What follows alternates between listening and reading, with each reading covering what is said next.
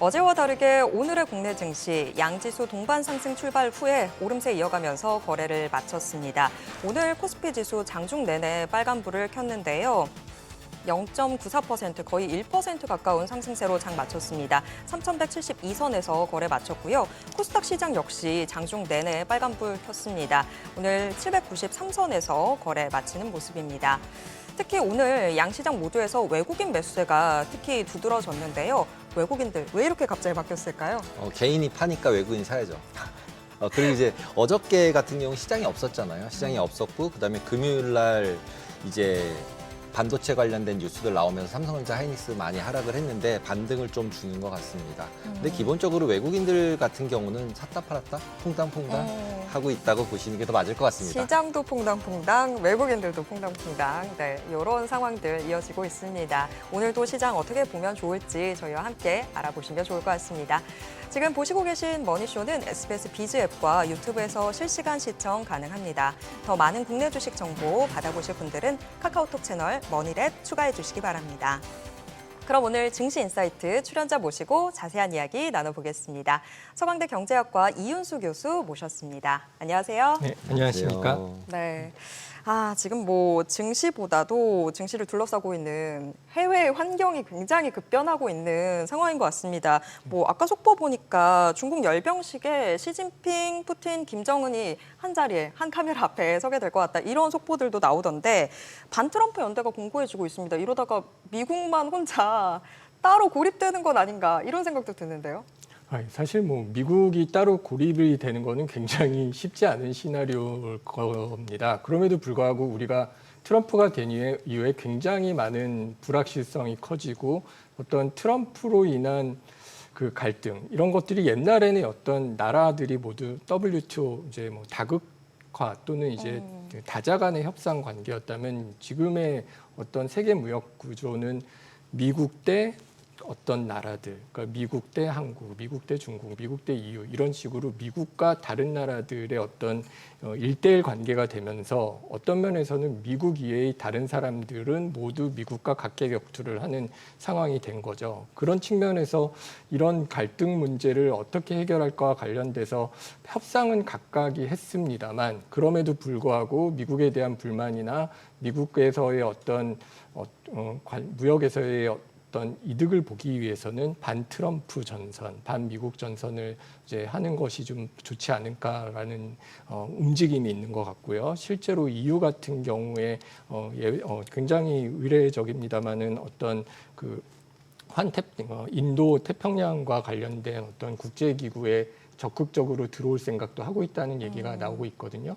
이런 것들은 사실 어떤 면에서는 트럼프가 들어온 이후에 세계 경제가 굉장히 어떤 다자간의 네트워크로 바뀌고 있다. 아까 제가 말씀드리려던 기구가 환태평양 경제 동반자 협정이라고 이제 CPTPP라고 합니다. 이런 것들에 대해서 사실 유럽은 굉장히 미국이야 태평양에 어쨌든 인접을 하고 있지만 유럽은 그렇지 않은데도 어떤 미국 중심의 질서에서 벗어나자는 흐름에 어떤 합류하려는 국가들이 늘어나고 있는 건 좀 분명해 보인다라고 봐야 될 것 같습니다. 지금 상황을 되게 신냉전이다라고 비유도 많이 했었는데 지금 이야기 들어보면 그럼 신냉전이랑은 또 다른 세계가 열리고 있는 거네요? 그럼 냉전으로 사실 트럼프 일기에서는 신냉전이라는 얘기를 좀 했었던 것 같아요. 근데 이게 무역 전쟁이라는 측면에서 국가 간의 경쟁이나 어떤 갈등 구조가 굉장히 격화되어 있는 거는 맞습니다만 그렇다고 해서 이제 신냉전이라고 볼 수 있을까? 그런 건 사실 잘은 모르겠습니다.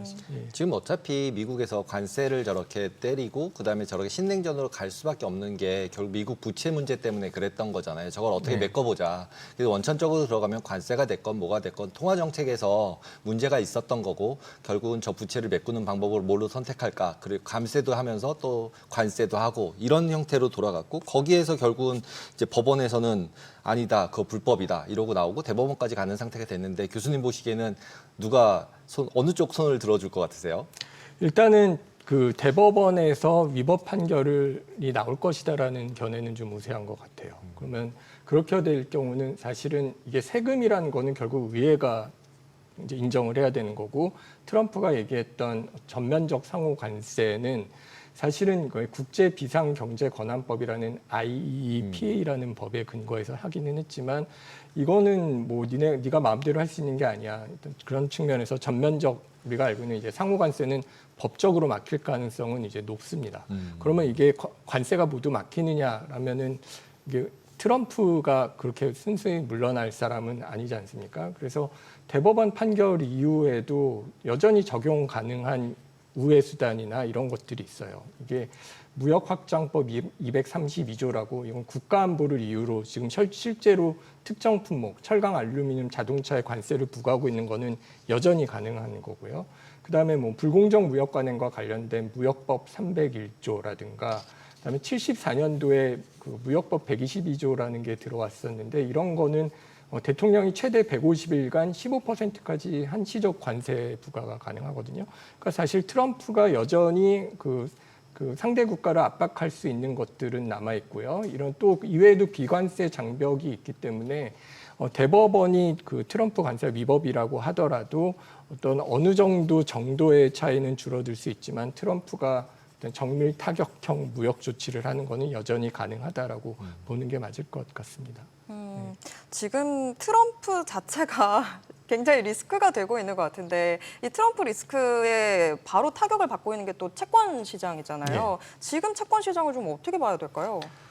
이게 사실은 우리가 채권 이자율과 채권 가격은 반대로 움직인다라는 것만 이해하는 것도 굉장히 어려웠는데 이제는 그 미국이 연준이 그래서 금리를 내리는 것에 대해서 굉장히 열심히 본 이유가 채권 시장과 그다음 채권 금리가 내려가면 주식 시장이 올라가는 것에 대한 관계였죠. 근데 이제는 연준이 금리를 내린다고 해서 미국 국채 금리가 내려가지는 않는다라는 것이 굉장히 부각이 많이 되고요. 그래서 왜 연준이 금리를 내리고 있는데 내가 산 그 미국 국채 가격은 안 오를까라는 것에 대해서 국민들이 이제 피부로 느끼는 사태가 나타나지 않았습니까?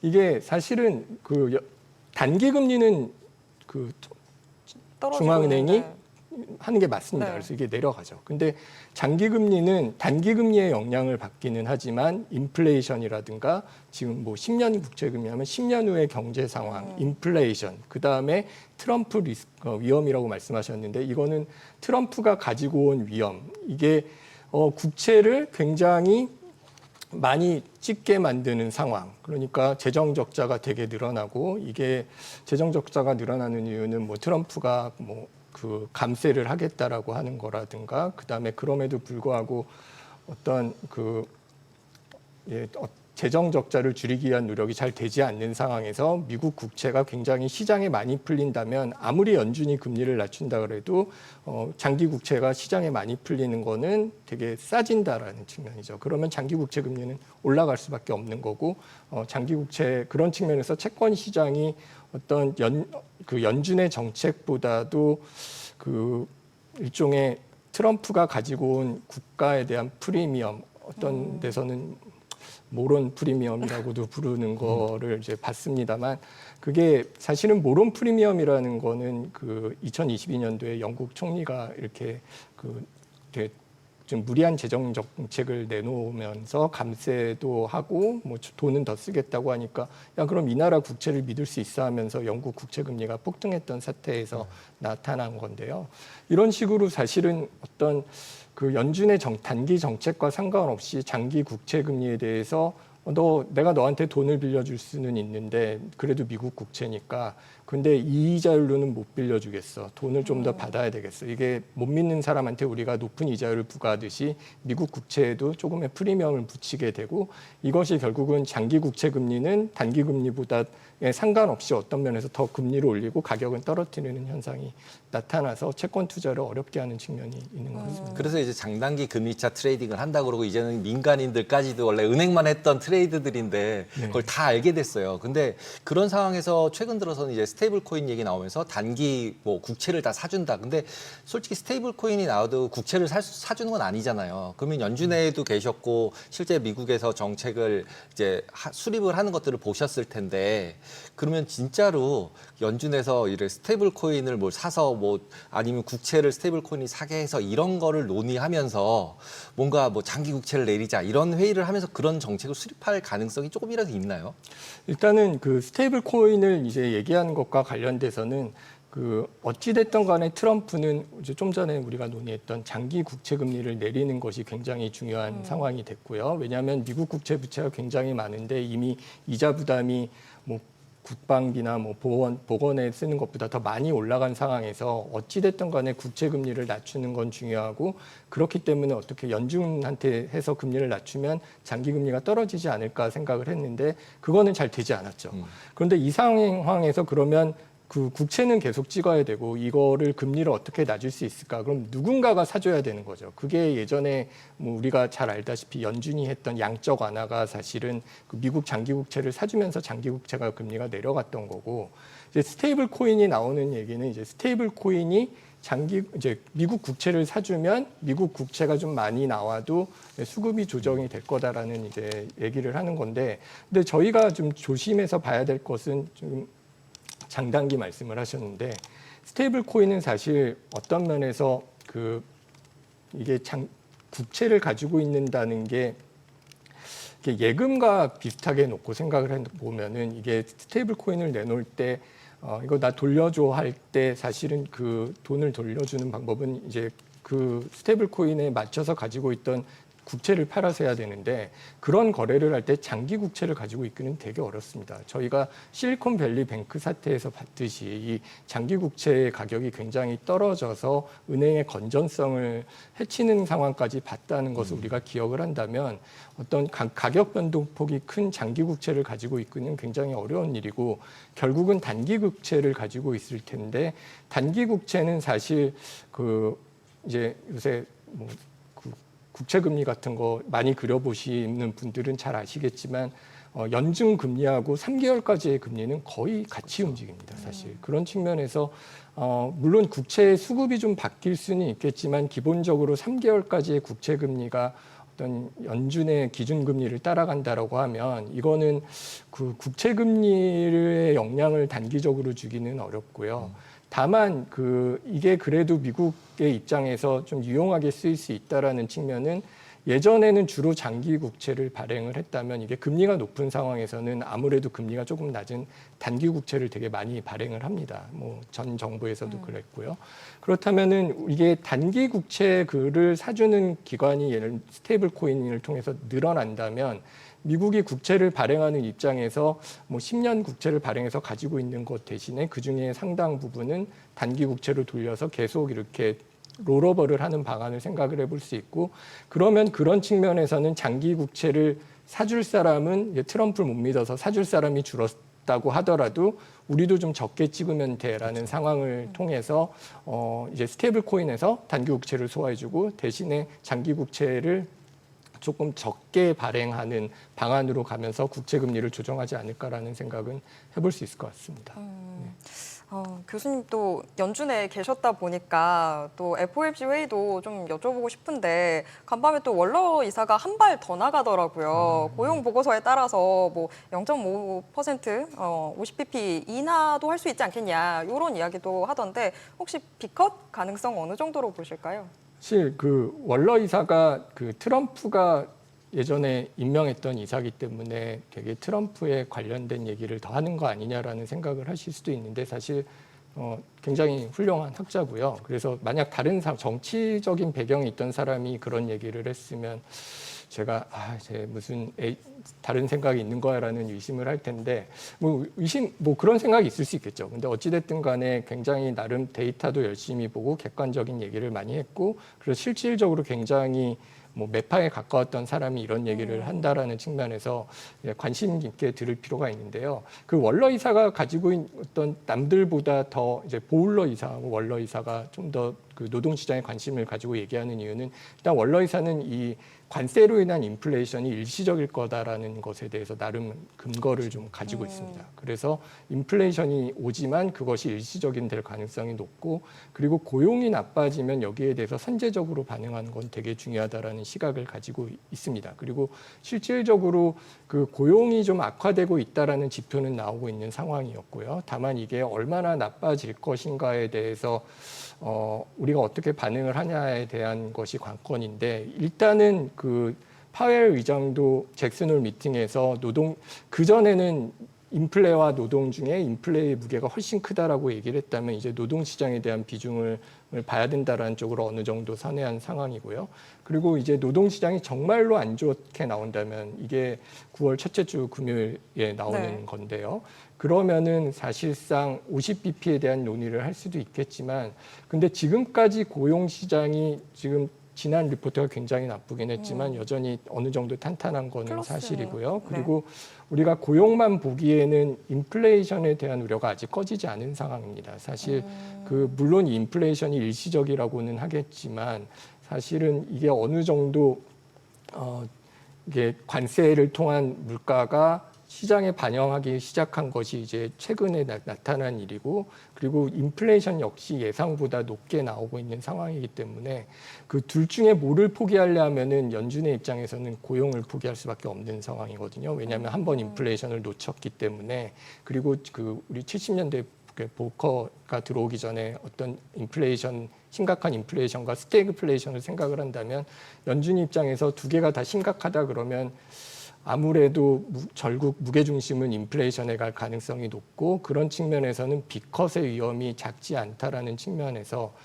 빅컷이 고용시장이 뭐 예를 들어서 뭐 실업이 4.5% 이상으로 올라간다 그러면은 고려를 해볼 수 있겠지만 그렇지 않은 상황에서는 뭐 25bp는 몰라도 50bp는 그렇게 쉽지는 않을 거다라고 조심스럽게 예측을 해봅니다. 만약에 50bp 인하를 한다면 실제로는 경기 침체라고 인정해버리는 꼴이어서 주가도 오히려 폭락하고 배드 뉴스 이즈 배드 뉴스가 될 것 같은데 오히려 25 정도 해준다면 다 기대했던 수준이고 그리고 경기도 괜찮아 이러면서 이제 주식시장에는 오히려 더 긍정적이지 않을까요? 예, 굉장히 좋은 포인트를 말씀하셨는데요. 사실 보통은 노동시장이 안 좋으면 그 주가가 빠지는 게 맞는데 노동시장이 안 좋으면 연준이 금리를 빨리 내릴 거야라고 생각을 해서 그 배드 뉴스가 좋은 뉴스가 되는 것들을 우리가 많이 봐왔는데요. 그렇지 않았던 것이 사실 아마도 작년 여름이었던 것 같아요. 이게 노동시장 리포트가 빠르게 나왔을 때 이거 생각했던 것보다 경기가 굉장히 나빠지는 거 아니야 라고 생각하면서 시장이 한번 빠졌던 적이 있죠. 근데 이번에는 사실 노동시장 리포트가 어느 정도 나쁘게 나올지 봐야겠지만 거기에 대해서 우리가 시장은 25bp를 생각하는데 연준이 50bp를 내리는 일을 한다면 또 우리는 연준이 우리가 모르는 무언가를 본 것이 아닌가라는 것을 의심을 하게 되고 그게 50bp를 내릴 거라고 생각을 하더라도 그게 과연 시장에 좋은 뉴스일 거라는 의심을 가지게 될 가능성이 높고요. 가뜩이나 지금 밸류에이션이 높다라고 생각하는 상황에서는 이게 보통의 경우라면은 금리를 많이 낮추는 게 밸류에이션이 도움이 되겠지만 이게 어떤 펀더멘탈에 대한 지금 미국 경제가 생각보다 더 나쁜가에 대한 어떤 그 가치 평가를 다르게 만드는 상황이라면 주가가 오히려 빠지는 가능성도 우리가 놓치지 않아야 될 것 같습니다. 예전에 월러 같은 경우도 금리 올려야 된다 근데 끝까지 일시적이다 그러면서 안 올렸다가 월러 말이 맞았잖아요. 예. 근데 이번에도 그 월러가 이번엔 내려야 된다 그러고 있는데 아니다 일시적이다 그러고 있잖아요. 그래서 예. 만약에 월러가 또 맞으면 50을 해야 되는 거잖아요.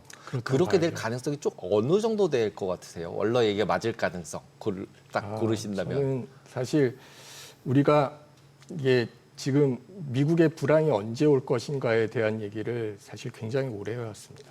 2022년부터 그때 피벗 얘기 생각하신 게 아마 2022년일 거고 당연히 경기는 꺾인다라는 얘기를 그 헤지펀드나 아는 저명한 이제 투자자들이 한지 3년이 넘은 것 같은데요. 그런데도 미국 시장이 사실 괜찮았죠. 근데 그 이유는 사실 뭐 AI 투자라든가 뭐 트럼프가 최근에도 뭐 드릴하라, 뭐 베비 드릴 뭐 이런 식으로 뭐 구멍을 내서 우리가 오일을 패야 돼 하는 에너지 시장의 어떤 그 호황 같은 것들이 이제 맞물려서 왔는데 이제는 뭐 관세까지 왔으니까 당연히 경기가 나빠질 거라고 생각하고 있는데도 불구하고 경기가 안 나빠졌잖아요. 근데 이게 뭐 굉장히 심각하게 경기가 나빠지지는 않을지라도 어떤 미국 경제가 과연 더 이상 버틸 수 있을까에 대한 고민은 분명히 하고 있는 게 맞고요.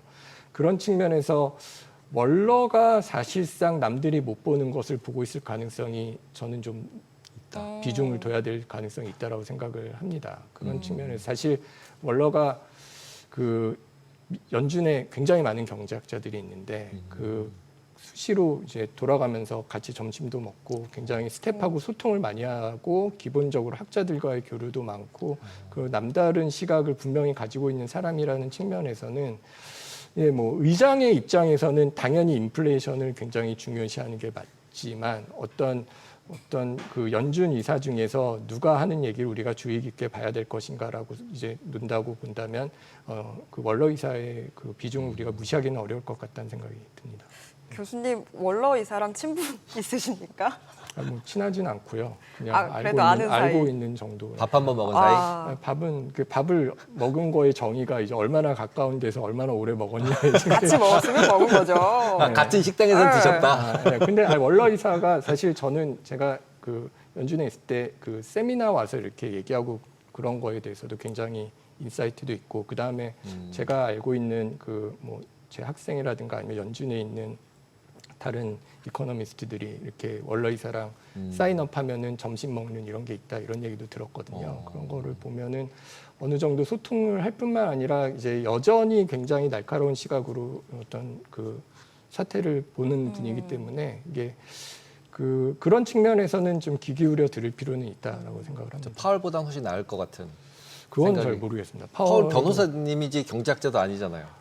그래도 그 자본시장에서 그 정도의 그 역할을 했고 또 이게 또 의장이라는 게 굉장히 오랜 기간 동안 이거를 봐야 되는 거기 때문에 그 관록을 무시하기는 쉽지 않습니다. 혹시 월러가 의장이 될 가능성이 있다고도 보시나요? 그 멤버에는 있잖아요. 멤버에도 캔디데이트는. 있고 그리고 본인도 그런 얘기를 저한테 직접 하지 않았지만 본인도 그런 얘기를 했다고는 내가 자기가 되게 유력하다 이런 얘기를 지인들한테는 했다라는 얘기가 있는데요. 근데 실제로 유력한 사람 중에 하나는 부정할 수 없을 것 같아요. 왜냐하면 이게 그동안 뭐 버냉키라든가 옐런 이런 사람들은 좀 학자였었고 다시 시장 참여자가 왔었고 이제 꽤 나름 그 연준에서 오래 근무한 학자 출신의 사람 중에서는 유력한 후보기 때문에 그리고 뭐 당장 이게 뭐 어찌됐든 간에 트럼프하고 계속 코드가 맞을지는 사실 모릅니다. 이 사람 입장에서는 지금 자기가 보기에 이게 노동시장이 이러니까 이런 얘기를 하는 거지 5년 뒤에는 사실 파웰도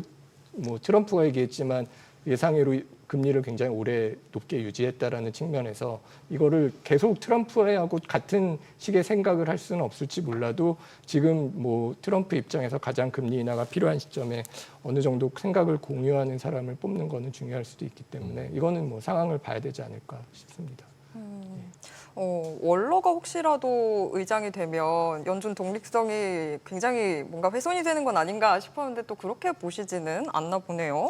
뭐 그것이 사실은 이제 우리는 대통령이 많은 걸 결정을 하니까 대통령이 결정하면 이런 게 되게 아무래도 대통령 말을 듣지 않겠냐 하지만 사실 그 자본시장과 월스트리트 그리고 자기의 명성이나 이런 것들이 더 중요한 사람들이기 때문에 사실 대통령은 어떤 면에서는 그에 비하면 되게 기한이 짧은 거죠. 그리고 그런 측면에서는 어떤 연준의 독립성이 그래서 좀 더 유지되고 있는 게 아닌가라는 생각도 좀. 너무 제가 한국적으로 이해를 했었나 봅니다. 근데 지금 뭐 FOMC 회의가 지나가고 나면 이제 앞으로는 월가보다는 정치 쪽에서의 문제들이 미 증시에도 큰 영향을 미칠 수 있다. 뭐 이런 이야기들도 나오더라고요. 오늘 뭐 밤에 이제 미국 국회도 이제 의사 일정을 재개하고 그러다 보니까 뭐 예산안 문제가 가장 쟁점으로 떠오를 거다. 뭐 이런 이야기들도 나오더라고요. 앞으로 미 증시에 있어서 좀 중요한 포인트 뭐라고 보시나요?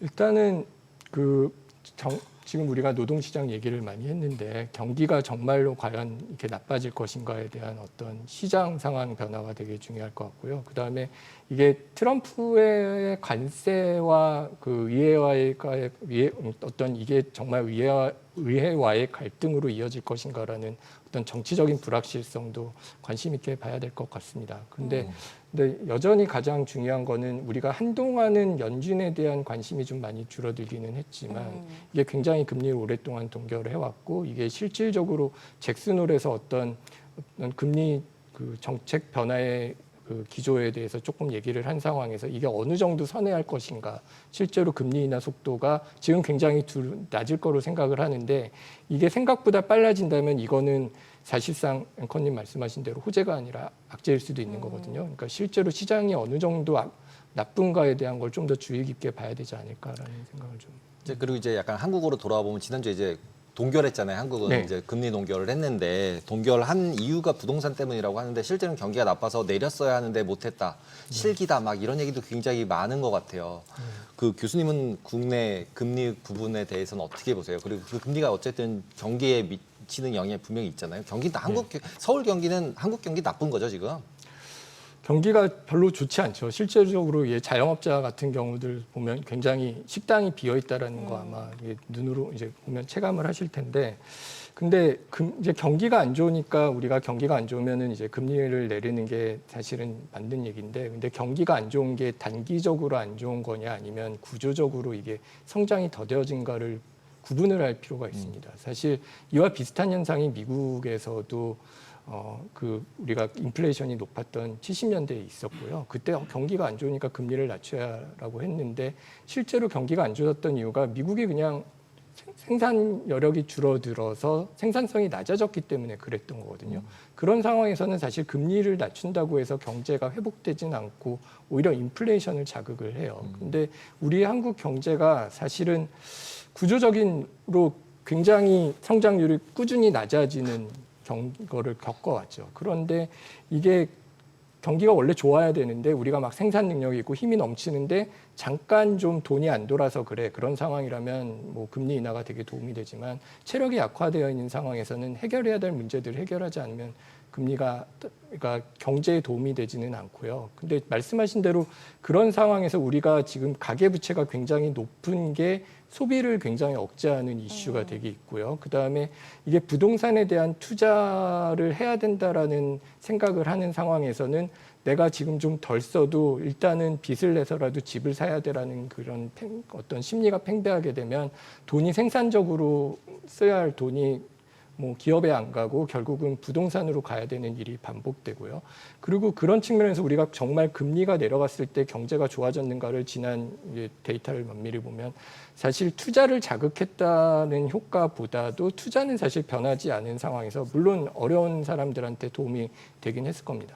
그런데 이게 그 집값을 올리는 효과와 가계부채를 올리는 효과는 좀 명확하게 나타났거든요. 그런 측면에서는 금리 인하가 당장 어떤 물론 대출을 꾹꾹 눌러서 막기는 했지만 그럼에도 불구하고 집값이 떨어지는 것이 눈에 보이지 않는 상황에서는 섣불리 금리를 내리는 것이 쉽지는 않은 문제가 있고요. 우리가 금리를 한국은행이 내려줄 수 있도록 만들기 위해서는 사실 이게 부동산이 더 이상 투자재로서의 메리트가 그렇게 크지 않다라는 점과 어떤 부동산 시장의 어떤 호황이 계속되지 않는다라는 기대가 형성되지 않으면은 좀 어려울 것 같고 그런 쪽으로 정책이 좀 이루어져야 되지 않을까 생각을 합니다.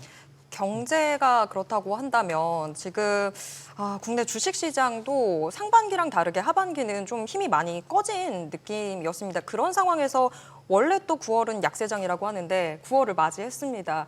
9월 코스피, 코스닥 어떤 흐름들 좀 예상하실까요? 저는 그거는 잘 이제 제가 주식에 대해서 이렇게 가이드를 드리고 그런 거를 하고 있지는 않아서 명확하지는 않지만 다만 이게 계속 오를 수는 없잖아요. 사실 이게 굉장히 근데 또 많이 올랐습니다. 사실 어떤 새 정부에 대한 기대감도 있었고 그리고 우리가 그동안 불확실성으로 인해서 좀 저평가됐었던 측면도 있고 상법이나 새 정부의 정책이 사실 증시에 좀 되게 도움이 될 거다라는 기대가 있어서 외국인들도 사실 많이 들어왔던 상황이고 근데 이게 계속 이렇게 한 번 많이 오른 상황에서 지속적으로 가기보다는 좀 더 쉬어가는 것이 일반적으로 주식시장에서 나타나는 흐름이라고 알고 있고요. 그런 측면에서는 물론 이게 앞으로 새 정부의 정책이 기대보다 주식에 되게 좋게 작용하지 않을 거라는 기대가 꺾이지 않는다면 그다음에 새로 나오는 정부의 기대가 어떤 그 주식시장에 되게 도움이 되는 식으로 개선이 되고 그리고 반도체 아까 말씀하셨는데 반도체 업황이 회복이 되는 것에 따라서는 그런 상황이 좀 더 가시화되면은 이게 올라왔으니 다시 이렇게 내려가는 것보다는 어떤 면에서는 지금의 나아진 상황이 더 좋아질 수 있다라는 희망이 들어온다면 더 나아질 수도 있지 않을까라는 생각을 조심스럽게 해봅니다. 네, 오늘 말씀 여기까지 듣도록 하겠습니다. 고맙습니다. 예, 감사합니다.